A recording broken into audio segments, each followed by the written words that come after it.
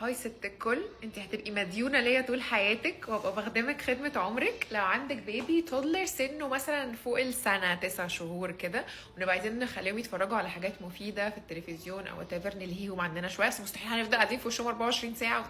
anyways مس ريتشل طبعا احلى اوبشن في الدنيا، بس هما يعني الانسان نمرود منذ نعومه اظافره، في الاول بيبقوا منبهرين بيها وبعد كده بيبداوا يزهقوا وبعد كده يبقوا عايزين يتفرجوا عليها. في بقى شويه اوبشنز شبه مس ريتشل وفي اوبشنز حلو، يعني انا هقول لك عصاره خبره. هحط لكم هنا صور اليوتيوب شانلز عشان ما تتوهوش او تجيبوا حاجه غلط. هي بيزلي's كورنر، هي بتقول على نفسها سيلي مس ليلي، شي سو كيوت وبنوته، يعني ايه نفس فكره مس ريتشل برضو. اوبشن 2 كيتي's كلاس روم، مش متاكده من برونسيشن اساميهم يعني مش مشكله، المهم ان هي دي الشانل. وفي اوبشن تالت اسمه بلو اند جوش، هو مش نفس فكره مس ريتشل قوي، يعني هو مور اوف ترفيهي اكتر ما هو تعليمي، يعني مش زي الاثنين اللي قبله.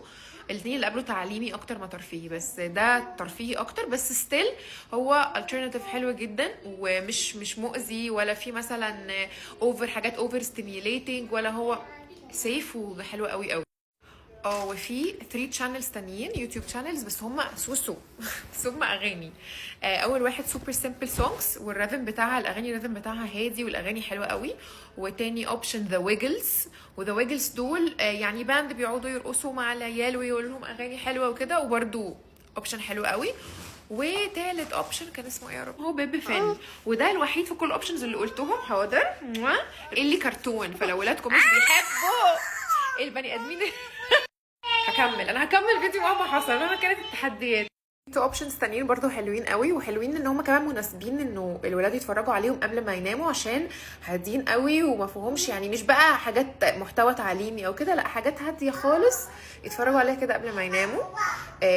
في تشانل اسمها كلاود بيبيز، وهي كلها اغاني وحاجات سوفت قوي وما فيهاش برضو فريمز كتير او كده. وشانل تانية اسمها بلاي دولز، انا ما كنتش متخيله ان ممكن طفل يحب تشانل زي دي، بس هما بيحبوها جدا، يعني جربوا.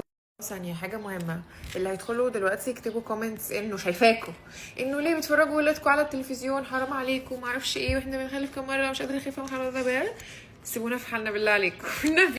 حاضر. وبلاش تشانلز تانية ما تعرفوهاش قبل ما تفرجوا البيبي بتاعكم على، خصوصا لو سنه صغير، على اي يوتيوب تشانل اتفرجوا عليها انتوا شويه، واقعدوا اتفرجوا معاهم وشوفوا ردود افعالهم، واي حاجه بتخلي البيبي يبقى سو هيبنوتايزد، اللي هو تحسوا ان هو مسحور كده وقاعد متنح كده للتلفزيون ومش حاسس بالدنيا حواليه، ده ريد فلاج ان الشو اللي انتوا بتتفرجوهم عليه ده او الوات ايفر انتوا بتتفرجوا عليه ده او اليوتيوب شانل دي مش احسن حاجه بالنسبه له. يعني الطفل المفروض يبقى مدرك وواعي وحاسس بالدنيا من حواليه. ماشي، انا عامله الفيديو متقطع عشان كل شويه زهره بتنادي فاروح اشوفها واجي. anyways ودي مش دعوه مني انه ارموا عيالكم قدام التلفزيون. سوسو انتي كويسه؟ ارموا العيال قدام التلفزيون وروحوا عيشوا حياتكم، لا بس ايه يا حبيبي. بس بجد هما بيتعلموا بسرعه جدا من البرامج دي جدا. انا ممكن حاجه يعني الارقام الحروف ايا كان كنت ممكن اقعد اعلمها بالايام، ويجي مثلا شو من دول ماشي فرصه تانية